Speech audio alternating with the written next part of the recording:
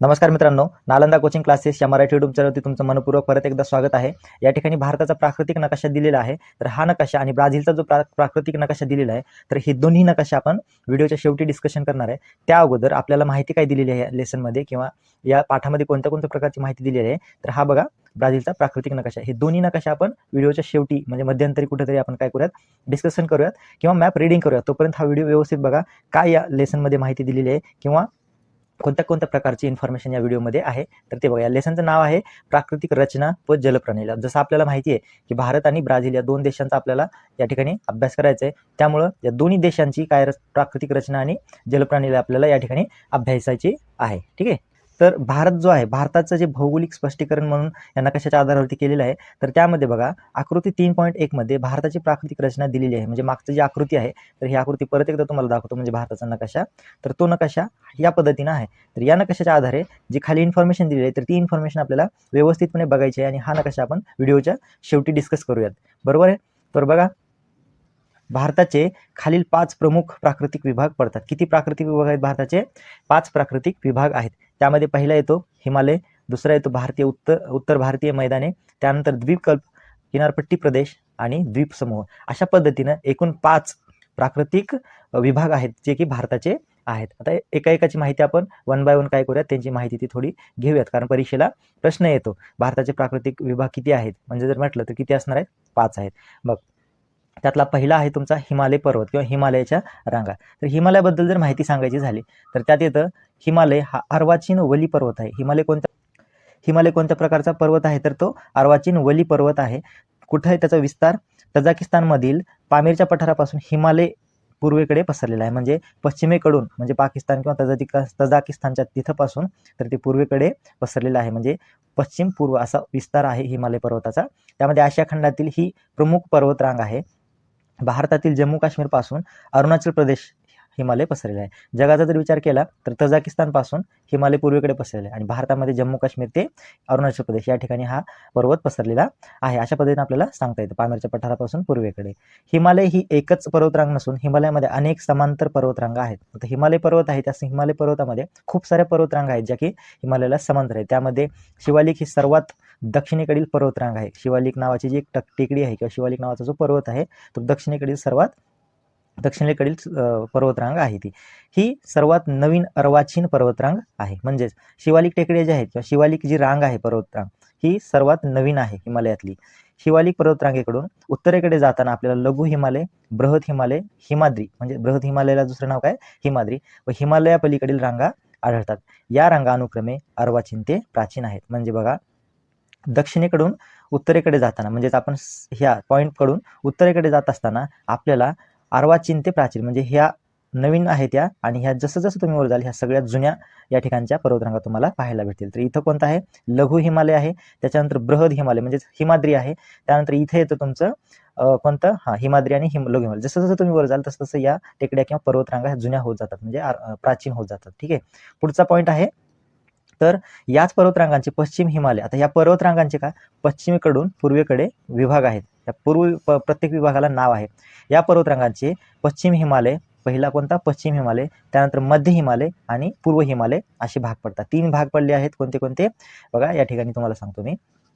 तर पहिला कोणता भाग आहे, तर पश्चिम हिमालय, त्यालाच काय म्हणतो, काश्मीर हिमालय। मध्य हिमालय जो आहे, मध्य हिमालयाला नाव काय आहे, तर कुमाऊ हिमालय आहे। आणि त्यानंतर पुढचा जो भाग आहे, तर तो पूर्व हिमालय, म्हणजे आसाम हिमालय। बघा परत एकदा, काश्मीर हिमालय, त्यानंतर कुमाऊ हिमालय आणि आसाम हिमालय, म्हणजे पश्चिम, मध्य आणि पूर्व अशा पद्धतीच्या 3 भाग या ठिकाणी आपल्याला हिमालयाचे पाहता येतात। आपण नकाशाच्या साहाय्यानं शेवटी बघूयात, नकाशाच्या आधारावरती। हे फक्त इन्फॉर्मेशन आहे, ती तुम्ही लक्षात ठेवा, जेणेकरून तुम्हाला परीक्षेला टिपा लिहा जर आले हिमालय, तर तुम्हाला व्यवस्थित लिहिता आलं पाहिजे।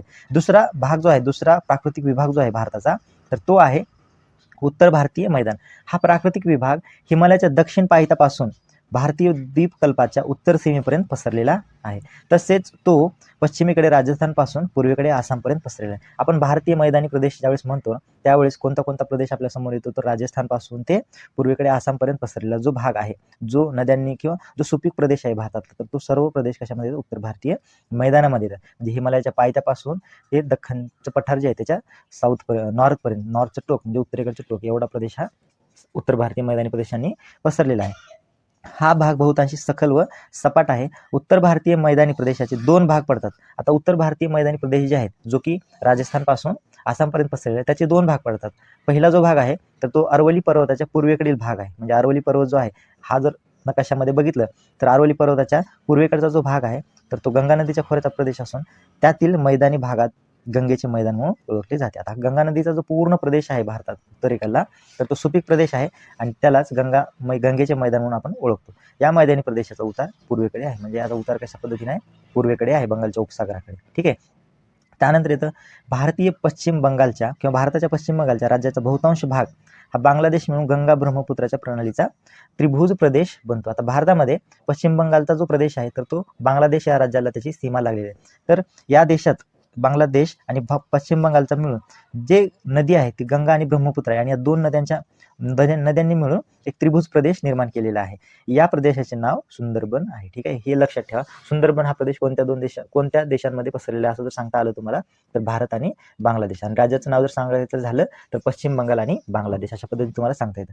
आकृती 3.3 हा जगातील सर्वात मोठा त्रिभुज प्रदेश आहे. या ठिकाणी बघा आकृती दाखवलेली आहे. जगातला सगळ्यात मोठा त्रिभुज प्रदेश कोणता आहे तर गंगा आणि ब्रह्मपुत्रा नद्यांचा आहे आणि त्याला नाव काय आहे सुंदरबन. हे बघा तुम्हाला दिसतं या ठिकाणी, हे त्रिभुज प्रदेशाची ही आकृती आहे. पुढे येतं तुमचं उत्तर भारतीय मैदानाच्या पश्चिम भागात वाळवंट आहे. आता पश्चिमेला राजस्थान हा राज्य आहे आपल्या, त्याच्यामुळे त्या ठिकाणी कोणत्या प्रकारचा प्रदेश वाटतो आपल्याला की वाळवंट आहे. हे थरचे वाळवंट, त्या नाव काय त्याचं थरचे किंवा मरुस्थलीय नाव आहे. लक्षात द्या, पश्चिम भागामध्ये कोणतं वाळवंट आहे, थरचे वाळवंट, मरुस्थली वाळवंट राजस्थानमध्ये. ठीक आहे, प्रसिद्ध आहे.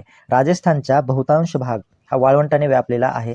त्याच्या उत्तरेकडील भागास पंजाब मैदानचा प्रदेश आहे म्हणून ओळखला जातो. राजस्थानचा जो प्रदेश आहे किंवा पश्चिमेला जो राजस्थान राज्य आहे त्या राज्यामध्ये थरचे वाळवंट पसरलेलं आहे, त्यालाच मरुस्थलीय म्हणतो आपण. त्याच्या उत्तरेकडच्या साईडला जो आहे राज्य पंजाब राज्य आहे आणि त्या राज्याच्या काही भागामध्ये पंजाबचा मैदानी प्रदेश म्हणून ओळखला जातो. हा प्रदेश अरवली पर्वत व दिल्लीचा डोंगर रांगा यांच्या पश्चिमेकडे पसरलेला आहे. या मैदानाची निर्मिती सतलज व तिच्या नद्यांच्या संचयना कार्यातून झालेली आहे. आता पंजाबचा जो मैदानी प्रदेश आहे तर त्या मैदानी प्रदेशाची निर्मिती होण्यामागचं कारण जे आहे तर ते सतलज नद्या जे आहेत किंवा तिच्या उपनद्या जे आहेत त्यांचे जे संचयन कार्य आहे त्या संचयन कार्यामधून पंजाबचे मैदानी प्रदेश निर्माण झालेले आहे. आणि हा जो प्रदेश आहे तर अरवली पर्वत व दिल्लीच्या डोंगर रांगांचा पश्चिमेकडे आहे. म्हणजे इथं दिल्ली आणि तुमचं इथं अरवली पर्वत आहे आणि हा जो आहे तर तो तुमचं काय आहे पंजाबचा मैदानी प्रदेश. आणि या ठिकाणी तुमचं राजस्थान जे की थरचं वाळवंट आहे पूर्णपणे, म्हणजे राजस्थानच्या उत्तरी साईडला पण दिल्ली आणि कोणता अरवली पर्वताच्या पश्चिमेकडच्या साईडला. पंजाब मैदानी प्रदेश निर्मिती कशी झाली, सतलज नद्या या हिमालयातून उगम पावणाऱ्या ज्या नद्या आहेत त्या नद्यांच्या सतलज नद्या आणि त्या नद्यांच्या उपनद्यांमुळे निर्माण झालेला हा प्रदेश आहे. सर्वसाधारणपणे उतार जो आहे हा पश्चिमेकडे म्हणजे अरबी समुद्रात जाऊन हा नद्या मिळत असतात. या मैदानी प्रदेशातील मृदा सुपीक आहे असल्याने येथे शेती व्यवसाय मोठ्या प्रमाणामध्ये केला जातो. बघा आता हे जे आहे सतलज, बियास, रावी या ज्या नद्या आहेत या नद्या ह्या बारमाही नद्या आहेत, हिमालयातून वाहणाऱ्या नद्या आहेत. त्यामुळं या नद्यांचा जो प्रदेश आहे तो खूप सुपीक आहे आणि या ठिकाणी शेती व्यवसाय हा खूप मोठ्या प्रमाणामध्ये केला जातो. त्यामुळे भारतामध्ये पहिल्यांदा हरित क्रांती जी आहे ती आपल्याला पंजाब, हरियाणा या राज्यांमध्ये दिसून येते आणि तिथूनच त्या हरित क्रांतीला आपल्याकडं सुरुवात झाली. भारतात सगळ्यात जास्त उत्पादन जे आहे शेतीचे त्या ठिकाणी होते, भात असेल, गहू असेल. आता हे झाले कोणतं, पहिले हिमालय पर्वत बघितला आणि दुसरं उत्तर भारतीय मैदान बघितलं.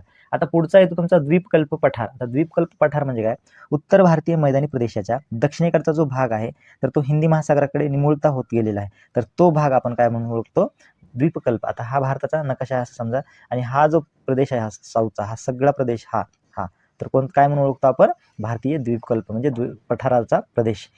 यात अनेक लहान मोठे पर्वत व पठारे आहेत. त्यात उत्तरेकडील अरवली पर्वत म्हणजे या ठिकाणी अरवली पर्वत आहे आणि सर्वात प्राचीन पर्वत आहे हा वली पर्वत आहे. अरवली पर्वत म्हणजे कोणता, वली पर्वत आहे.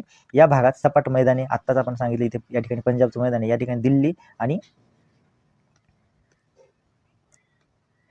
दिल्ली आणि येथे तुमचं अरवली पर्वत आहे. हा दिल्लीचा डोंगर अरवली पर्वताच्या पश्चिमेला राजस्थान हे राज्य आहे आणि उत्तरेला पंजाबचा मैदानी प्रदेश आहे या ठिकाणी. आणि हा जो पूर्ण प्रदेश आहे तर हा दख्खनचे पठार म्हणून आपण त्याला किंवा भारतीय द्वीपकल्प म्हणून याला ओळखलं जातो. येथे अरबी समुद्र आहे, या ठिकाणी बंगालचा उपसागर आणि इथे हिंदी महासागर, अशा पद्धतीने याची रचना आहे.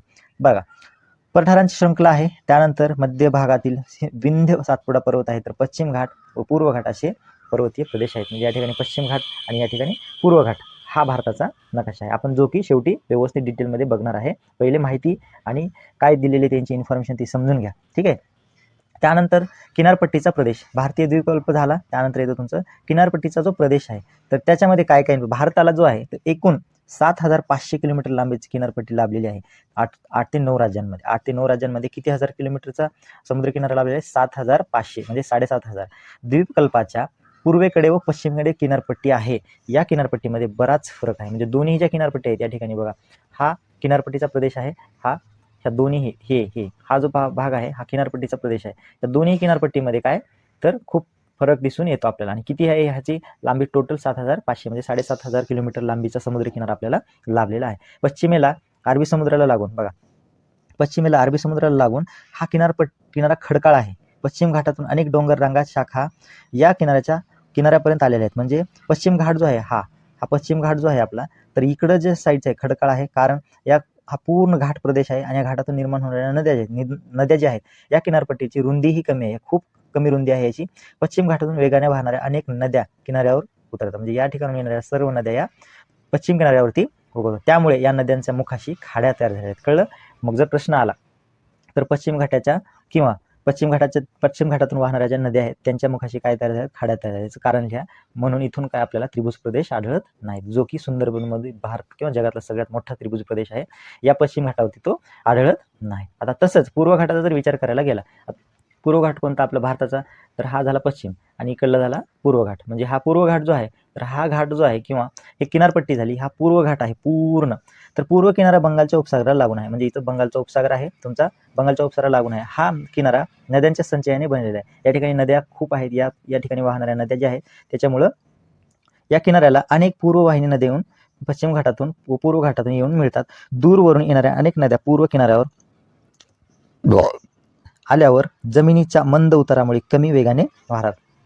काही नद्या पश्चिम घाटावरच्या सुद्धा इकडे येतात आणि पूर्व घाटावरच्या सुद्धा काही नद्या आहेत की त्यांची जो वेग आहे तो हळूहळू कमी होत जातो आणि त्यामुळे वाहून आलेले जे गाळाचे संचयन आहे ते किनारपट्टीच्या प्रदेशांमध्ये या ठिकाणी होत असते. आणि या नद्यांच्या मुखाशी त्रिभुज प्रदेश आढळतो, जे की आपण गंगा आणि ब्रह्मपुत्रा नदीचं बघितलं होतं, जो पश्चिम बंगाल आणि बांगलादेश या 2 देशांमध्ये पसरलेला आहे. ठीक आहे. आता पुढचं येतं तुमचं द्वीपकल्प. द्वीपकल्प म्हणजे काय? तर बघा, भारताच्या मुख्य भूमीचा किनाऱ्याजवळ अनेक लहान मोठी बंदरे आहेत. भारताची मुख्य भूमी आहे तर त्याच्या शेजारी खूप सारे छोटी छोटी बेटं आहेत. त्यांचा समावेश किनारी बेटे या गटामध्ये केला जातो. त्याशिवाय अरबी समुद्र, बंगालचा उपसागर या प्रत्येकी एक मोठा द्वीपकल्प किंवा द्वीपसमूह आहे. अरबी समुद्रातील समूहास लक्षद्वीप बेटे म्हणतात. तर हा भारताचा नकाशा. हे अरबी समुद्र आहे हा. अरबी समुद्रामध्ये जेवढे काही बेट आहेत त्यांचा जो गट आहे त्यांना आपण लक्षद्वीप बेटे म्हणतो. आणि बंगालच्या उपसागरामध्ये जो काही बेटांचा समूह आहे त्यांना आपण अंदमान आणि निकोबार बेट म्हणतो. या ठिकाणी अशा पद्धतीने बहुतांश लक्षद्वीप बेटे प्रवाळ कंकणाद्वारे बनलेले आहेत. प्रवाळ आता जे लक्षद्वीप बेटे आहेत ती कशापासून बनलेले आहेत? तर कंकणद्वीप यापासून बनलेले आहेत. ही विस्ताराने लहान असून त्यांची उंची सुद्धा कमी आहे. हे लक्षद्वीप बेटांचं आहे. कशापासून बनलेले आहेत? कंकद्वीपाद्वारे. विस्तार लहान आहे आणि उंची सुद्धा कमी आहे. त्याच्या विरुद्ध अंदमान निकोबारमधील जी बेट आहेत ती प्रामुख्याने ज्वालामुखीय बेटे आहेत. ती विस्ताराने खूप मोठी असून त्यांच्या अंतर्गत भागा उंच आहे. याच्या विरुद्ध आहे. लक्षद्वीप बेटांच्या विरुद्ध अंदमान निकोबारमधील बेटे आहेत. विस्तार जास्त आहे, उंचीचे डोंगर आहेत. या समूहातील बॅरन बेटावरती एक जागृत ज्वालामुखी आहे. हा प्रश्न परीक्षेला येतो की अंदमान निकोबारमध्ये डॅश डॅश या बेटावर एक जागृत ज्वालामुखी आहे, तर तो कोणत्या? बॅरन बेटावरती आहे. ठीक आहे. निकोबार हा जो प्रदेश आहे किंवा निकोबार बेटे जे आहेत तर हे काय आहेत?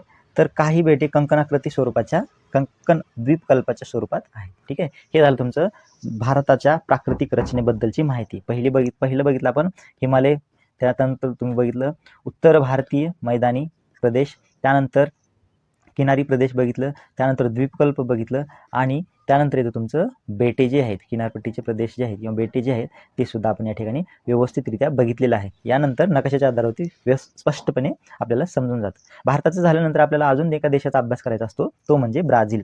तर ब्राझीलचा जो प्राकृतिक रचना आहे, ब्राझीलची जी प्राकृतिक रचना आहे तर ती कशा पद्धतीची आहे? तर ब्राझीलच्या नकाशाकडे सहज दृष्टिक्षेप टाकला तरी तुमच्या लक्षात येईल की ब्राझीलचा बराचसा भाग हा उच्चभूमी, पठारे आणि लहान लहान पर्वतांनी बनलेला आहे. म्हणजे ब्राझीलची प्राकृतिक रचना जी आहे त्या प्राकृतिक रचनेमध्ये 3 महत्त्वाच्या गोष्टी आहेत: उच्चभूमी, पठारे आणि लहान लहान पर्वतरांगा. ओके. त्यानंतर ब्राझीलमध्ये लांबवर पसरलेला अति उंच पर्वत नाहीत. म्हणजे भारतासारखे असे लांबलचक पर्वत किंवा उंचीचे पर्वत कुठं ब्राझीलमध्ये नाहीत. ठीक आहे. आकृतीमध्ये उत्तरेकडील पश्चिम अमेरिकेचे खोरे व उत्तरेकडील अमेझॉनचे खोरे व नैऋत्येकडील पराग्वे नदीच्या उगमाकडील प्रदेश सोडल्यास ब्राझीलमध्ये विस्तीर्ण मैदानी अभावानेच आढळतात. म्हणजे मैदानाचा सुद्धा अभाव आहे, पर्वतांचा सुद्धा मोठ्या प्रमाणामध्ये अभाव आहे किंवा पठारांचा सुद्धा मोठ्या प्रमाणामध्ये अभाव आहे. म्हणजे एकदम तुलनात्मक पद्धतीने, एकदम समतोल पद्धतीने या ब्राझीलची प्राकृतिक रचना आपल्याला पाहायला भेटते. तर काय तर किनारी भागातही मैदाने विस्तीर्ण नाहीत. ब्राझीलचे प्राकृतिक भाग पुढील प्रमाणे आपल्याला सांगता येतात. प्राकृतिक भागमध्ये ब्राझीलची उच्चभूमी आहे, अजस्त्र कडा आहे, किनारी प्रदेश आहे, मैदानी प्रदेश आहे आणि द्वीपसमूह सुद्धा आपल्याला ब्राझीलच्या प्राकृतिक रचनेमध्ये पाहायला भेटतात. तर पहिलं उच्चभूमी आहे. तर त्यामध्ये काय काय आहे तर दक्षिण ब्राझील विस्तीर्ण अशा पठाराने व्यापलेला आहे. त्याचे वर्णन ब्राझीलचे पठार, ब्राझीलची उच्चभूमी आणि ब्राझीलचे ढाल क्षेत्र म्हणून केले जाते. हे महत्त्वाचं आहे. तर ब्राझीलचे ढाल क्षेत्र हे कोणत्या दिशेला पसरलेले आहे तर तुम्हाला सांगता आलं पाहिजे. ते ब्राझीलचे ढाल क्षेत्र हे दक्षिण दिशेला पसरलेलं आहे. अशा पद्धतीने तुम्ही सांगू शकता. अशा वेगवेगळ्या नावांनी केले जाते. ब्राझील व गियाना ढाल क्षेत्र एकत्रितरित्या दक्षिण अमेरिका खंडातील गाभा क्षेत्रे मानली जातात. हे सुद्धा अत्यंत महत्त्वाचं आहे. दक्षिण अमेरिकेतील गाभा क्षेत्रे कशाला मानली जातात तर ब्राझील व गियाना ढाल क्षेत्रे यांना दक्षिण अमेरिका खंडातील गाभा क्षेत्रे मानले जाते. गियाना उच्चभूमीचा मुख्य भाग व्हेनेझुएला देशात असून ही उच्चभूमी पूर्वेकडे फ्रेंच गियानापर्यंत विस्तारलेली आहे. गियाना उच्चभूमी ही ब्राझीलच्या उत्तरेकडील रोराइमा, पारा आणि अपामा या राज्यांतील विस्तारलेली आहे. ब्राझीलमध्ये उच्चभूमीचा कमी उंचीचाच भाग येतो. मात्र ब्राझीलमधील सर्वोच्च शिखर पिको दी नेब्लिना, आता हा अत्यंत महत्त्वाचा प्रश्न आहे जो की तुम्हाला नकाशाभरामध्ये सुद्धा येऊ शकतो. मात्र ब्राझीलमधील सर्वोच्च शिखर कोणतं आहे? पिको दी नेब्लिना हे ब्राझीलमध्ये सर्वात उंच शिखर आहे. तर त्याची उंची किती आहे? 3014 मीटर एवढी ब्राझील व व्हेनेझुएला यांच्या सीमेवर हा पसरलेला आहे. कोणता आहे? व्यवस्थित लक्षात ठेवा. ब्राझीलमधले सर्वात उंच शिखर कोणते आहे? पिको दी नेब्लिना. उंची किती आहे? 3014 मीटर आणि कुठे आहे? ब्राझीलच्या उत्तरेला किंवा ब्राझील आणि व्हेनेझुएलाच्या उत्तर सीमेवरती पसरलेले आहे. ठीक आहे. ब्राझील उच्चभूमीच्या दक्षिण पूर्वकडील भाग उंची किती आहे? 1000 मीटर आहे. म्हणजे ब्राझीलचा जो नकाशा आहे, ब्राझीलचा जो नकाशा आहे तर हा नकाशामध्ये तुम्हाला दक्षिणेकडची ह्या ठिकाणची आणि पूर्वेकडची उंची किती आहे? 1000 मीटरपेक्षा जास्त आहे. परंतु इतर भागांमध्ये ही जी उंची आहे तर किती आहे? 500 ते 1000. म्हणजे बाकीचा जो भाग आहे याच्यामध्ये 500 ते 1000 मीटर एवढी उंची आहे. उच्चभूमीची उंची उत्तरेकडे टप्प्याटप्प्याने कमी होते जाईल. म्हणजे इथे हे ब्राझीलचे जे ढाल क्षेत्र आहे या ढाल क्षेत्रापासून जसं जसं तुम्ही उत्तरेकडे जाता तसं तसं उंची काय होतात कमी होत जाते व या दक्षिणेकडील उतार फार तीव्र नाहीत. या उतारावरून वाहणाऱ्या अमेझॉनच्या उपनद्यांमध्ये धावत्यावर धबधबे तयार झाले. रॅपिड्स अँड वॉटरफॉल्स म्हणतो आपण त्याला. तर अमेझॉन नदी आहे जगातली सगळ्यात मोठी. तर त्याच्यामध्ये आपल्याला धबधबे किंवा धावत्या बघायला मिळतात. उत्तरेकडे उतार काही तीव्र असला तरी अकस्मात नाही. अनेक नद्या उच्चभूमीच्या उत्तर भागात उगम पावतात व अटलांटिक महासागरात येऊन मिळतात. म्हणजे या ठिकाणी काही नद्या उगम पावतात आणि इकडे पूर्वेकडे जो आहे तो अटलांटिक महासागर आहे आणि अटलांटिक महासागर उत्तर अटलांटिक आणि दक्षिण अटलांटिकमध्ये जाऊन त्या नद्या मिळत असतात. उच्चभूमीच्या दक्षिण उतारावरून पराग्वे, पॅराना या नद्या वाहत असतात. इत्यादी नद्या आहेत. उरुग्वे, पराग्वे किंवा पराना या नद्या आहेत ज्या ब्राझीलमधल्या महत्त्वपूर्ण नद्या आहेत. पुढं नद्या उगम पावतात व पुढे त्या अर्जेंटिना देशाकडे वाहत जातात. उच्चभूमीचा पूर्वेकडील उतार अतिशय तीव्र असून तो कड्याच्या स्वरूपामध्ये आहे. म्हणजे पूर्वेकडचा जो उतार आहे ब्राझील हा जो देश आहे ब्राझीलच्या पूर्वेकडचा उतार एकदम तीव्र आहे कड्यासारखा. आता हे अजस्त्र कडा दुसरा आहे प्राकृतिक रचनामध्ये ब्राझीलच्या. अजस्त्र कडा कशाला म्हणतो? हा प्राकृतिक भाग क्षेत्र विस्ताराच्या दृष्टीने सर्वात लहान असला तरी तेथील उताराचे स्वरूप व त्याच्या हवामानावर होणारा परिणाम यामुळे स्वतंत्र विभाग मानला जातो. उच्चभूमीची पूर्वेकडील बाजू या कड्याने अंकित होते. या भागात उच्चभूमीची उंची 790 मीटर इतकी आहे. काही भागात ही उंची टप्प्याटप्प्याने कमी होते. साओ पावलो ते पोर्टो अलेग्रेच्या भागात ही उंची सरळ एकाच उतारात संपते. अजस्त्र कड्यामुळे आग्नेय व्यापारी अडवले जातात. आता हे महत्त्वाचं आहे. कोणते पॉईंट या ठिकाणी तुम्हाला लक्षात ठेवायचं आहे. तर साओ पावलो ते पूर्व अलेग्रेच्या भागात ही उंची सरळ एकाच उतारात संपते. त्यामुळे त्यात व्यापारी वाडे अडवले जातात. अजस्त्र कडाच्या पलीकडे वातविणभूमी म्हणजे पर्जन्य छायेचा प्रदेश तयार झालेला आपल्याला भेटतो. म्हणजे हा पर्वत आहे, हा समजा पर्वत आहे. इकडून येणारे वारे जर अडवले जातील तर ह्या पर्वतामुळे हे वारे इथं अडवले जातात, वर जाऊन त्यांच्यामधले ती बाष्प संसर्ग होते ती हवा आणि या ठिकाणी काय होतं? पाऊस पडतो. मग इथे पूर्ण पाऊस पडला तर पलीकडे ज्यावेळेस हवा जाते किंवा वारे वाहतात तर त्या ठिकाणी पाऊस नसतो त्या हवेमध्ये किंवा बाष्प संतृप्त नसतो, असंतृप्त होतो आणि या ठिकाणी पर्जन्य छायेचा प्रदेश तयार होतो. ठीक आहे. भारतातील महाराष्ट्रातील तशाच पद्धतीने काही प्रकार आहे. तर पर्जन्य छायेचा प्रदेश तयार होतो. या प्रदेशाच्या उत्तरेकडील भाग वर्णन अवर्षणाचा चतुष्कोन असे केले जाते. हे झालं आपल्या अजस्त्र कडा. त्यानंतर येतं तुमचं किनारी प्रदेश. ब्राझीलमधले किनारी प्रदेशाची आपल्याला या ठिकाणी तिसऱ्या प्रकारामध्ये माहिती घ्यायची आहे. ब्राझीलच्या सुमारे 7400 किलोमीटर लांबीची किनारपट्टी लाभली होती. भारताला किती होती? 100 किलोमीटर जास्त आहे भारताला ब्राझीलपेक्षा. ब्राझीलला 7,400 आहे, तर भारताला 7,500 किलोमीटर लांबीचा समुद्रकिनारा लाभलेला आहे. या किनाऱ्याच्या उत्तर व पूर्व असे 2 भाग पडतात. ब्राझीलच्या किनारपट्टी जी आहे ते उत्तर आणि कोणता पूर्व अशा पद्धतीने 2 भाग पडत असतात. ठीक आहे. उत्तरेकडील आपामापासून पूर्वेकडील रिओ ग्रँडे दो नार्तेपर्यंतच्या उत्तरास उत्तर अटलांटिकचा किनारा म्हणतात. पुढे दक्षिण पसरलेला किनाऱ्यास पूर्व किनारा असे म्हणतात. उत्तर किनाऱ्यावर अमेझॉनसह अनेक नद्या येऊन मिळतात, त्यामुळे हा किनारा सखल बनलेला आहे. या किनाऱ्यावर कोणती कोणती बेट आहेत? महाराजा बेट आहे, महाराजा उपसागर आहे, साओ मार्कोस उपसागर आहे. महाराजा हे मोठे किनारी बेट आहे. ठीक आहे. हे सुद्धा तुम्हाला नकाशाभरामध्ये येऊ शकतं, आलेलं आहे. महाराजा हे मोठे किनारी बेट आहे. ते अमेझॉन व टोकॅस्टिक्स या नद्यांच्या मुखांदरम्यान तयार झालेले आहे. महाराजा बेट कुठं आहे? तर हे ठिकाणी एवढं लक्षात ठेवा, महाराजा बेट हे मोठे किनारी बेट आहे. ते अमेझॉन व टोकॅन्टिन्स या नद्यांच्या मुखादरम्यान तयार झालेले आहे. आता पूर्वेकडच्या किनाऱ्यावर अनेक लहान नद्या येऊन मिळतात. या भागात साओ फ्रान्सिस्को ही एक मोठी नदी अटलांटिक महासागरात येऊन मिळते. कोणती नदी? Sao Francisco. कुठे मिळते? अटलांटिक महासागरामध्ये. या किनाऱ्यावर लांबवर पसरलेला जो आहे तर तो मैदानी प्रदेश आहे, तो अमेझॉनचा किंवा अमेझॉन पुळणी वगैरे तयार झालेले आहेत. तर बघा, पुळणी व तटीय वालुकागिरी ठिकठिकाणी दिसतात. काही भागात या किनाऱ्यांचे रक्षण प्रवाळ कट्टे आणि प्रवाळ बेटे यांमुळे होते. ठीक आहे. हे झालं अजस्त्र काळाच्या नंतर तुमचं किनारीपट्टी किती आहे? 4.5 किंवा 7,400. ठीक आहे. आता मैदानी प्रदेश बघा. ब्राझीलमधील मैदानी प्रदेश 2 विभागांत दिसून येतात. उत्तरेकडील अमेझॉनच्या खोऱ्याचा भाग व नैऋत्येकडील पराग्वे नद्यांच्या खोऱ्यांचा भाग. अमेझॉन हा ब्राझीलमधील सर्वात विस्तीर्ण मैदानी प्रदेश आहे. अमेझॉनच्या मैदानाच्या सर्वसाधारण उतार हा पूर्वेकडे आहे, म्हणजे या ठिकाणी आहे. अमेझॉन खोरे ब्राझीलच्या पश्चिम घाटात खूप रुंद म्हणजे 1300 किलोमीटर आहेत अमेझॉनचे खोरे असून 2 उच्चभूमी जेथे जवळ येतात ही रुंदी 240 किलोमीटर इतकी कमी होते. जसं जसे अमेझॉन नदी उत्तर अटलांटिक जाते तसं तशी मैदानाची रुंदी वाढत जाते. हा मैदानी भाग पूर्णपणे वनांनी व्यापलेला. अमेझॉन नदीचे जे खोरे आहे त्यावेळेला सगळ्यात डेंजर म्हणून आपण मानतो, तर हेच आहे अमेझॉन नदीचं खोरं. त्याचा किती आहे? रुंदी 1300 किलोमीटर. जसं जसं उत्तर अटलांटिककडे जाते तसं तसं त्याची काय होत असते? रुंदी कमी होत जाते, म्हणजे 240 किलोमीटर इतकी कमी होते. आणि ते सुद्धा मैदानी भाग पूर्णपणे वनांनी व्यापलेला आहे.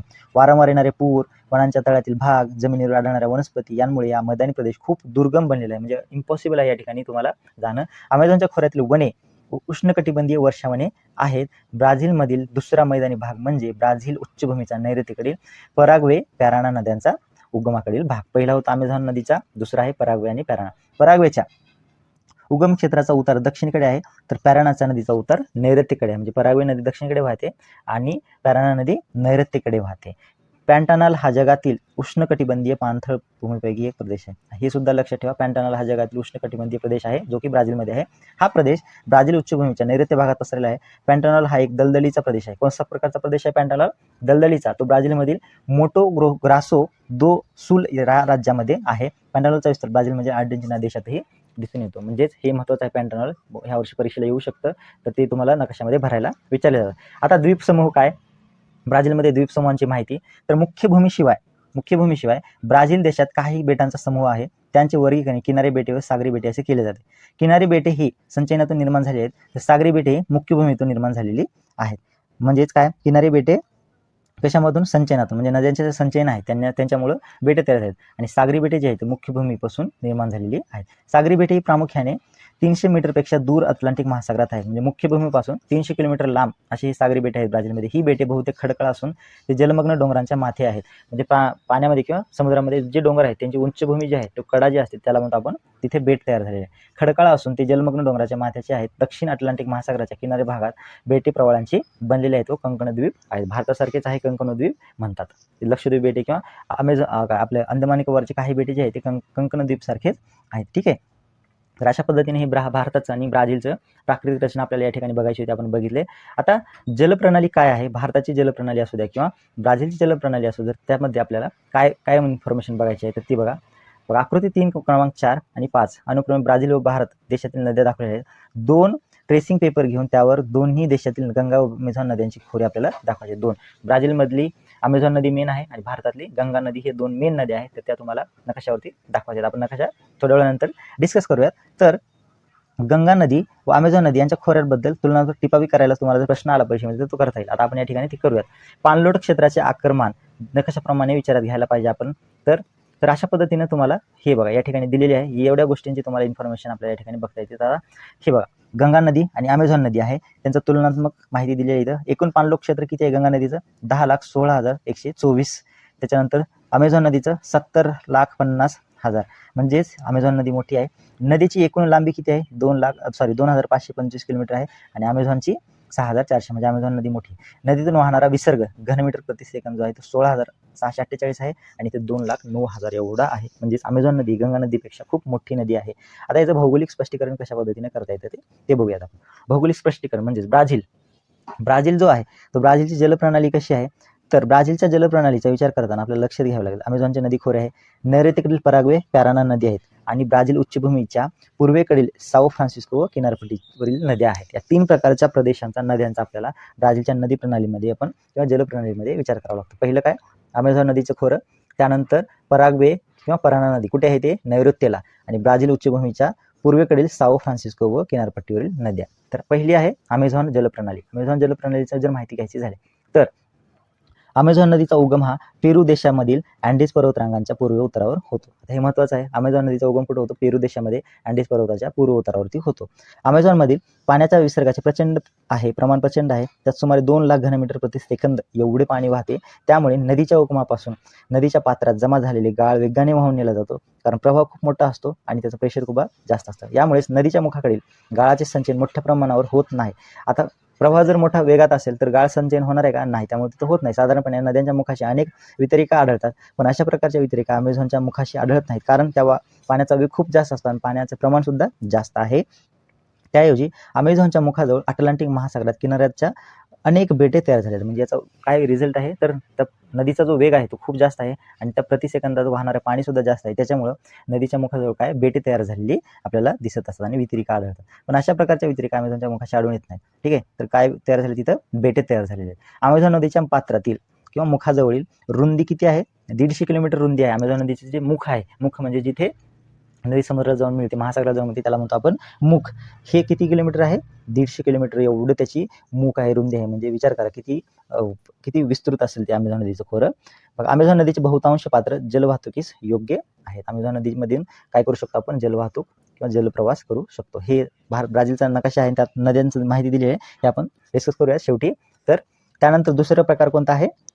पराग्वे जलप्रणाली. पराग्वे किंवा पॅराना या नद्या 2 ब्राझीलच्या नैऋत्य भागात आढळतात. या नद्या ब्राझीलच्या दक्षिणेकडील अर्जेंटिना देशातील प्लाटा नदीला मिळतात. महत्त्वाचं आहे, प्लाटा नदीला मिळतात. कोणत्या नद्या? पराग्वे आणि पॅराना. प्लाटा नदीला मिळतात. या दोन्ही नद्या दक्षिण टोकाला असलेली उरुग्वे नदी यांना ब्राझीलच्या उच्चभूमीपासून दक्षिण उतरून पूर्वानी पुरवठा करत असतात. आता हे महत्त्वाचं आहे. काय? तर या दोन्ही नद्या कोणत्या? पराग्वे आणि पराना या नद्या दक्षिण टोकाला जी असलेली उरुग्वे नदी आहे यांना ब्राझील उच्चभूमीच्या दक्षिण उतारावरून पाण्याचा पुरवठा करतात. ठीक आहे. उरुग्वे नदी यांना म्हणजे उरुग्वे नदीला काय करतात? पाण्याचा पुरवठा करत असतात. तिसरं येतं तुमचं पूर्वेकडचं साओ फ्रान्सिस्को. ही ब्राझीलमधील तिसरी नदी आहे, महत्त्वाची नदी आहे. या नदीचे संपूर्ण पाणलोट क्षेत्र ब्राझीलच्या हद्दीत येते, म्हणजे ब्राझीलच्या हद्दीत आहे. ब्राझीलच्या उच्चभूमीचा पूर्व भागात पाणलोट क्षेत्र आहे, म्हणजे कुठं आहे? पूर्वेला. या भागात सुमारे 1000 किलोमीटर अंतरावर ही नदी पसरलेली आहे किंवा उत्तरेकडे वाहते. त्यानंतर पूर्वेकडे वळून अटलांटिक महासागरात मिळते. म्हणजे ती पहिले उत्तरेकडे जाते, त्यानंतर पूर्वेकडे वळून उत्तर अटलांटिक या ठिकाणी ती मिळते. सुमारे 250 किलोमीटर लांबीचा भाग हा जलवाहतुकीस योग्य आहे. ठीक आहे. आता किनारी प्रदेशातील नद्या. ब्राझीलच्या किनारी प्रदेशामध्ये कोणत्या कोणत्या नद्या आहेत? तर ब्राझीलच्या किनारी प्रदेशामध्ये अनेक कमी लांबीच्या नद्या आहेत. त्यामध्ये प्रदेशात दाट लोकवस्ती आहे. त्यात कोणत्या कोणत्या आहेत? परानिबा, इटापेकुरू या नद्या उत्तरेकडे वाहतात, उत्तर अटलांटिक महासागराला जाऊन मिळत असतात. या 2 नद्यांची नावे लिहा, लक्षात ठेवा. परानिबा आणि इटापेकुरू. पुढं येतं तुमचं दक्षिण अटलांटिक महासागराला मिळणाऱ्या कोणत्या कोणत्या नद्या आहेत? ते उत्तर अटलांटिकला मिळणाऱ्या होत्या. ह्या बघा, परागुआकू नदी साल्वाडोर अटलांटिक महासागराला जाऊन मिळते किंवा दक्षिण अटलांटिक महासागरातल्या या नद्या आहेत. ठीक आहे. म्हणजे मिळतात त्या ठिकाणी जाऊन. हे झालं ब्राझीलच्या नद्यांबद्दल माहिती. आता येतं तुमचं पुढं भारताची जी नदी प्रणाली आहे, भारताची जी जलप्रणाली आहे, तर त्याबद्दल आपल्याला इन्फॉर्मेशन घ्यावी थोडीशी. बघा, उगम क्षेत्रानुसार भारतातील नद्यांची हिमालयातील नद्या व द्वीपपठारावरील किंवा द्वीपकल्पावरच्या नद्या अशा प्रकारे आपल्याला काय करता येतं? वर्गीकरण करता येतं. तर हा आहे भारताचा प्रमुख नद्या आणि सरोवरे दिलेला आहे. हे सुद्धा आपण डिस्कस करूया.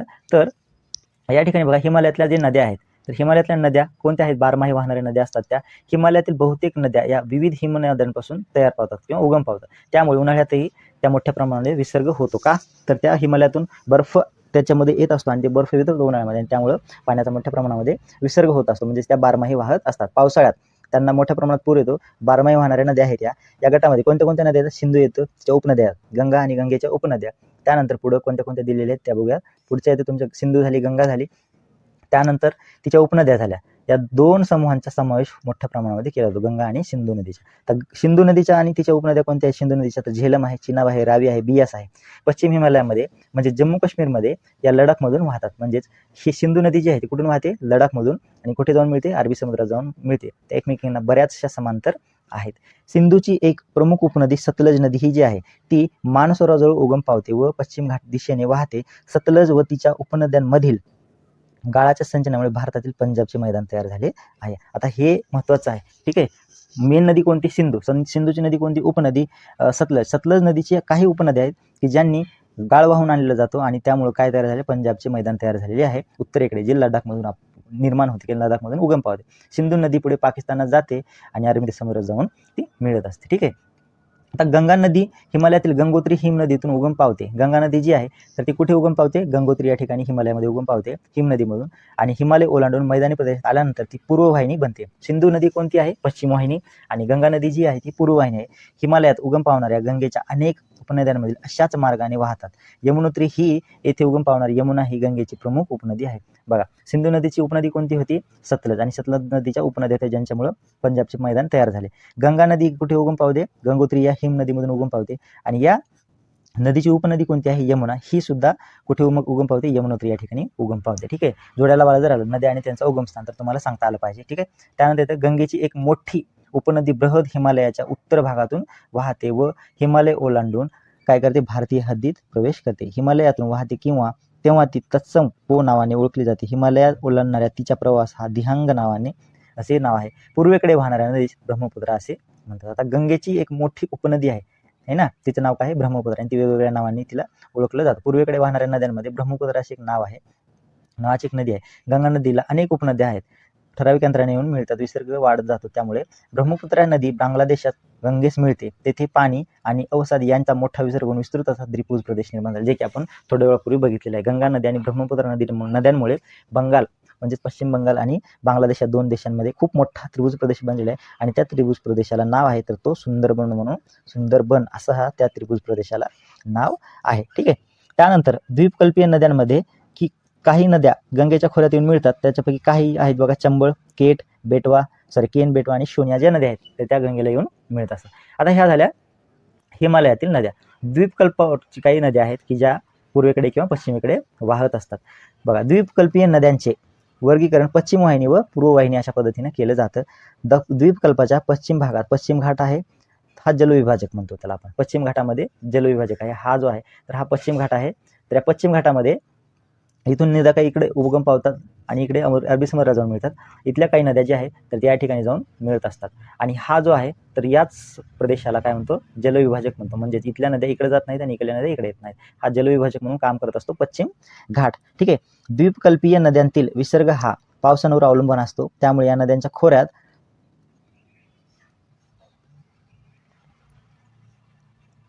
पुराच्या आपत्तीचा धोका सहसा नसतो. म्हणजे पावसाच्या पाण्यावरती या नद्यांचं प्रमाण अवलंबून आहे. या नद्या हंगामी स्वरूपाच्या आहेत. हिमालयातल्या नद्या बारमाही आहेत आणि पश्चिम घाटावरच्या हंगामी आहेत, ठीक आहे.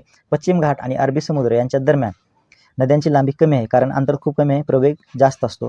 केरळ, कर्नाटक, महाराष्ट्र, दक्षिण गुजरातमधील किनारी प्रदेशातील नद्यांचे गुणधर्म सर्वसाधारणपणे सारखे आहेत. कारण येथे हे जे पूर्ण राज्य हे जे आहे केरळ, महाराष्ट्र, गुजरात हे काय तर सगळे किनारपट्टीचे प्रदेश आहेत आणि त्यांचे गुणधर्म सेम आहेत किनारपट्टी भागातील. उत्तर गुजरातमधील खंबाचे आखात जे आहे, खंबाखतचे आखात, त्यात किनाऱ्यावर येऊन मिळणाऱ्या नद्या एक वेगळा गट आहे. त्यात तापी म्हणजे दक्षिण गुजरातला किंवा गुजरातमध्ये, उत्तर गुजरातमध्ये तापी येते, नर्मदा, मही व साबरमती या नद्यांचा समावेश होतो.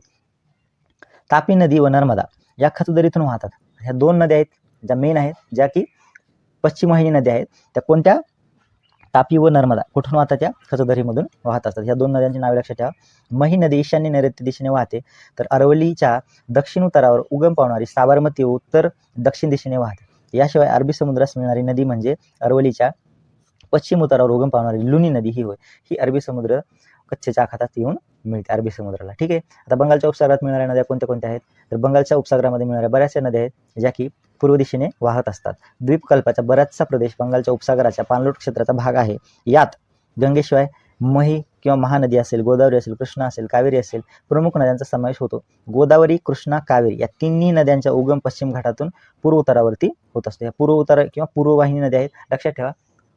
पश्चिम वाहिनी नद्यांची नावे लक्षात ठेवा आणि पूर्ववाहिनी नद्यांची नावे लक्षात ठेवा. जर तुम्हाला वेगळा घटक ओळखायला जर आलं तर तुम्हाला त्याचं उत्तर सांगता आलं पाहिजे. ठीक आहे. गोदावरी ही पाणलोट क्षेत्राच्या दृष्टीने दुसऱ्या क्रमांकाची नदी आहे. पहिल्या क्रमांकाची कोणती? गंगा नदी आहे. त्यानंतर भारतात दुसऱ्या क्रमांकाची गोदावरी ही नदी आहे, सगळ्यात मोठी किंवा पाणलोट क्षेत्र असलेली. कृष्णा नदीची खोरे गोदावरीच्या दक्षिणेस आहे. भीमा व तुंगभद्रा या कृष्णा नदीच्या उपनद्या आहेत. कृष्णा नदीच्या उपनद्या कोणत्या कोणत्या? तर तुंगभद्रा आणि भीमा या दोन नद्या कृष्णेच्या उपनद्या आहेत. कावेरी नदी कर्नाटक आणि तामिळनाडू राज्यातून वाहते. या नद्यांचा फार पूर्वीपासून जलसिंचनासाठी उपयोग केला जातो. जलसिंचनासाठी कोणत्या कोणत्या नद्या? कावेरी नदी ही जी आहे तर ती कर्नाटक आणि तामिळनाडू या दोन राज्यांमधून वाहते आणि हिचा फार जलसिंचनासाठी खूप अगोदरपासून काय केलेलं आहे? उपयोग करण्यात आलेला आहे. अशा पद्धतीने होता तुमचा चॅप्टर नंबर 2 ज्याचं नाव होतं प्राकृतिक रचना आणि जलप्रणाली. तर याच्यात आपण नकाशा ठेवलेले आहेत, ते नकाशा आपण या ठिकाणी डिस्कस करूया. बघा, नकाशा बघत असताना आपल्याला या 2-3 गोष्टी बघा. हे जे आहे तुमचं, तर हा झाला तुमचा हिमालयाचा भाग. हा पूर्ण हा हिमालयाचा भाग आहे. हा तर इथं पश्चिम हिमालय, हा मध्य हिमालय आणि हा पूर्व हिमालय. ठीक आहे. त्यानंतर येतो हा पूर्ण जो पट्टा आहे ना, तर हा मैदानी प्रदेशाचा पट्टा आहे. हे इथं ठिकाणी या त्रिभुज प्रदेश तयार झालेला आहे. हे पूर्ण हा पठार जो आहे हा दख्खनचे पठार म्हणून पूर्ण असा खालील भाग पूर्ण ओळखला जातो दख्खनच्या पठारावरती. या ठिकाणी तुम्हाला दिसेल उत्तर भारतीय महावाळवंट, हे थरचे वाळवंट आहे. त्यानंतर इथे छोटे छोटे पठार आहेत जे की तुम्ही नकाशाच्या सहाय्यानं लक्षात ठेवू शकता. नकाशा चांगल्या पद्धतीने करा. आणि हे तुमचा येतो किनारपट्टीचा प्रदेश. किनारपट्टीचा प्रदेश हा झाला. आणि हा जो आहे तो हा पश्चिम घाट आहे आणि या ठिकाणचा जो आहे तो हा पूर्व घाट आहे. ठीक आहे. तर हे तुमचं द्वीपकल्पीय पठार आहे. हा पूर्ण द्वीपकल्पीय पठार आहे. पश्चिम घाट, पूर्व घाट, त्यानंतर हे उत्तर भारतीय मैदान, हे थरचं वाळवंट, हे किनारपट्टीचे प्रदेश. ठीक आहे. आणि हे इकडचा वरच्या साईडचा हिमालयाचा हा पूर्ण प्रदेश आहे. ठीक आहे. आता येतं तुमचं लक्षद्वीप बेट आणि अंदमान निकोबार बेट. हे लक्षद्वीप बेट आहे. हे लक्षद्वीप बेटे आहेत या ठिकाणी तुमचे अंदमान निकोबार बेट आहेत. आणि इंदिरा पॉईंट या ठिकाणी कुठेतरी आहे की सर्वात शेवटचं टोक आहे भारताकडचं, या ठिकाणी हे आहे बघा. ओके. तर अशा पद्धतीने भारताचा प्राकृतिक नकाशा आहे. तुम्ही व्यवस्थित कोणते पठार कोठे आहे, कोणता पर्वत आहे, त्यानंतर त्यांची उंची किती आहे या ठिकाणी दिलेलं आहे. हे नकाशा एकदम चांगल्या पद्धतीनं करा. तुम्हाला पूर्ण टॉपिक, तो व्हिडिओ आणि म्हणजे हा नकाशा आणि तो व्हिडिओ एकदम व्यवस्थित पद्धतीने तुम्हाला फिट होऊन जाईल. हा झाला प्राकृतिक नकाशा भारताचा. आणि प्राकृतिक विभाग बघितले आपण, 5 विभाग होते. कोणते कोणते? परत एकदा सांगतो. हिमालयाचा विभाग असेल हा, त्यानंतर उत्तर भारतीय मैदानी प्रदेश असेल हा, किंवा थरचे वाळवंट असेल हे, त्यानंतर द्वीपकल्पीय पठार असेल, किनारपट्टीचा प्रदेश असेल, आणि त्यानंतर तुमचं द्वीपसमूहमध्ये लक्षद्वीप बेट आणि अंदमान निकोबार बेट येतील त्यामध्ये. ठीक आहे. हा श्रीलंका आहे शेवटी, दक्षिणेकडचा भारताचा टोक किंवा दक्षिण दिशेला असलेला कोणता देश. ठीक आहे. ब्राझीलचा जर विचार केला तर ब्राझीलमध्ये सुद्धा तुम्हाला व्यवस्थितपणे निरीक्षण करायचं आहे. उत्तरेकडे हा उत्तर किनारा आहे, उत्तर अटलांटिक महासागराचा, आणि हा पूर्व किनारा, त्यानंतर हा दक्षिण किनारा म्हणजेच दक्षिण अटलांटिक महासागर. ठीक आहे. त्यामध्ये ब्राझीलचा प्राकृतिक विचार करत असताना आपल्याला नद्यांचा विचार, अमेझॉन नदीची खोरे या ठिकाणी आहे. त्या महाराजा बेटी येथे दिसते तुम्हाला, ही अमेझॉन नदी आहे. त्या नदीचे हे पूर्ण खोरे आहे. हे बघा, पुरुष नदी आहे, जापुजा नदी आहे, निग्रो नदी आहे. या ठिकाणी व्हेनेझुएलाला हा प्रदेश असा लागून आहे. हे गियाना उच्चभूमी म्हणतो आपण, तर ही आहे. त्यानंतर इथे गियाना देश आहे, सुरिनाम देश आहे, फ्रेंच गियाना हा देश आहे. हे आणि सगळ्यात उंच जे ब्राझीलमधलं शिखर आहे तर ते कोणतं? पिको दी नेब्निला या ठिकाणी उत्तर भाग आहे तो ब्राझीलचा. ठीक आहे. आता ब्राझीलची उच्चभूमी, हे ढाल क्षेत्र जे म्हटलं होतं आपण, ती हे आहे काय? ब्राझीलची उच्चभूमी. त्यामध्ये पंपास गवताळ प्रदेश या ठिकाणी आहे. हा उरुग्वे देश, अर्जेंटिना देश आहे. आणि नदी कोणती? कुठली नदी आहे? ही पॅराना नदी आहे आणि ही पराग्वे नदी आहे. आता पॅन्टानॉल नावाचं सुद्धा या ठिकाणी तुम्हाला लक्षात ठेवावं लागेल. पॅन्टानॉल बोलिव्हिया देश या ठिकाणी आहे, पराग्वे. ठीक आहे. इथं पेरू हा देश आहे. ठीक आहे. त्यानंतर इथे कोणती नदी आहे तुमची? झिंगू नदी जी आहे ना या ठिकाणी वाहते. कटिंगा हा प्रदेश आहे या ठिकाणी. आणि सॅन फ्रान्सिस्को नदी सुद्धा इथे आपल्याला पाहायला भेटते. आणि ही ब्राझीलची राजधानी ब्राझिलिया आपल्याला इथे पाहायला मिळते. आता पुळण जर बघितलं, अजस्त्र कडा कुठे आहे? हे अजस्त्र कडा या ठिकाणी दिसते का तुम्हाला? अजस्त्र कडा या ठिकाणी आहे. आणि कॅसिनो पुळं या ठिकाणी आहे, पुळण. ठीक आहे. अशा पद्धतीने तुम्हाला लक्षात ठेवायचं आहे हे ब्राझीलचा प्राकृतिक नकाशा. आता नद्यांचा सुद्धा आपल्याला या ठिकाणी विचार करायचा. नद्या ब्राझीलच्या आणि भारताच्या नद्या, ठीक आहे, कोणत्या आहेत? नद्यांचे नकाशा दिले त्यांनी. हा ब्राझीलमधला नकाशा आहे आणि तो नद्यांच्या बाबतीमध्ये दिलेला. नद्या बघा, ही अमेझॉन नदीचं खोरं आहे. त्यानंतर ही अमेझॉन नदी म्हणून आपण पूर्ण हा प्रदेश ओळखतो. आता त्यामध्ये नद्या कोणत्या कोणत्या आहेत बघा. इथं पारू नदी आहे, त्यानंतर ब्रांको नदी येते, इथं अरिनोको, त्यानंतर निग्रो नदी, जापुजा नदी, जुआ, त्यानंतर पुरुष नदी आहे. त्यानंतर मदेरिया नदी, त्यानंतर जुरुको, झिगू नदी असेल, हे वेगवेगळ्या प्रकारच्या नद्या आहेत ज्या तुम्ही लक्षात ठेवू शकता. काही नद्या दक्षिणेकडे, काही नद्या ह्या उत्तरेकडे वाहत जातात, उत्तर अटलांटिक महासागराला मिळतात, आणि काही नद्या या दक्षिण अटलांटिक महासागराला येऊन मिळतात. नद्या व्यवस्थित लक्षात ठेवा, त्यावरती तो सुद्धा प्रश्न असतो. उरुग्वे नदी असेल, कोणत्या दिशेला वाहते, कुठून उगम पावते. पराग्वे नदी असेल, कुठं उगम पावते. त्यानंतर तुमचे येतं पुरुष नदी आहे. या ब्राझीलच्या नद्यांचा हा नकाशा आहे की जो पण तुम्हाला चांगल्या पद्धतीने लक्षात ठेवायचा आहे. हे अटलांटिक महासागर जो आहे ना, दक्षिण आणि उत्तर अटलांटिक लक्षात ठेवा. त्यामुळे तुम्हाला नद्यांचा उगम असेल किंवा नद्या कोणत्या दिशेने वाहतात ते लक्षात राहील. ठीक आहे. आता भारताचा प्रमुख नकाशा आहे कोणता, नद्या व सरोवर यांचा. तर हे तुमचं उलर सरोवर या ठिकाणी आता 2 महत्त्वाच्या नद्या दिल्या आहेत त्यांनी. सिंधू नदी एक आहे, सिंधूची नदी, सतलज उपनदी, आणि त्या सतलज नदीच्या उपनद्या ह्या की ज्या आर्मी समुद्राला जाऊन मिळत असतात अशा पद्धतीने. त्यानंतर गंगा नदी आहे जी गंगोत्री या ठिकाणी उगम पावते. त्याची उपनदी यमुना नदी जी यमुनोत्री या ठिकाणी उगम पावते. ह्या पूर्वकडच्या बाजूला वाहतात, म्हणजे पश्चिम दिशेला वाहणाऱ्या नद्या आहेत काही, आणि काही पूर्व दिशेला. पश्चिम दिशेला वाहणाऱ्या नद्या अरबी समुद्राला जाऊन मिळतात त्या ठिकाणी, आणि पूर्व दिशेला वाहणाऱ्या नद्या ज्या आहेत त्या बंगालच्या उपसागराला जाऊन मिळत असतात. नकाशा चांगल्या पद्धतीनं रीड करा. चिल्का सरोवर असेल तुमचं. या झाल्या हिमालयातल्या प्रमुख 2 नद्या, सिंधू आणि गंगा नदी, त्यांच्या उपनद्या, आणि कोणत्या म्हणतो त्या सतलज नदीच्या उपनद्या. ठीक आहे. गंगा नदी आणि उपनदी यमुना, तर तिच्या उपनद्या कोणत्या कोणत्या आहेत तर ते झालं. या ठिकाणी काय तुमचा गाळाचा प्रदेश आहे तो त्रिभुज प्रदेश, सुंदरबन तो सगळ्यात मोठा आहे जगातला. आता इथं तुमचं दक्षिणेकडच्या जी नद्या आहेत त्या पूर्व घाटावरून वाहणाऱ्या आणि पश्चिम घाटावरून या ठिकाणच्या बघा व्यवस्थित लक्षात ठेवा. काही नद्या पूर्वकडच्या दिशेने बंगालच्या उपसागराला जाऊन मिळतात, आणि काही नद्या या पश्चिम घाटावरून उगम पावतात आणि अरबी समुद्राला जाऊन मिळत असेल. या नद्यांची नावे आणि त्यांची उगम व्यवस्थित लक्षात ठेवा. जास्त डीपमध्ये जात नाही, तर एकदम नॉर्मल क्वेश्चन असतात तुमचे फर्स्ट स्टेप्सवरती. त्यामुळं नकाशा तुमचा व्यवस्थित लक्षात असणं गरजेचं आहे. कोणती नदी कोणत्या ठिकाणी आहे तुम्हाला जर विचारलं तर गोदावरी नदीची खोरे सांगा, तर तुम्हाला गोदावरी नदीची खोरे सांगता आलं पाहिजे. ही गोदावरी नदी आहे, तुम्हाला त्याच्या आजूबाजूला जी काही नद्या आहेत त्यांच्या उपनद्या ते दाखवता आल्या पाहिजेत नकाशामध्ये. अशा पद्धतीनं हा तिसरा टॉपिक होता प्राकृतिक रचना आणि जलप्रणाली ब्राझील आणि भारताचा. तर येणाऱ्या व्हिडिओमध्ये आपण चौथा लेसन एकदम रिवाईज करूया छोट्या पार्टमध्ये. ठीक आहे. तर व्हिडिओ आवडला असेल लाईक करा, मित्रांना शेअर करा, आणि चॅनल जर पहिल्यांदा आला असेल तर चॅनलला सबस्क्राईब करायला विसरू नका. नालंदा कोचिंग क्लासेस ही चॅनल तुमच्यासाठीच आहे. भेटूया पुन्हा एका नवीन व्हिडिओमध्ये. तोपर्यंत धन्यवाद.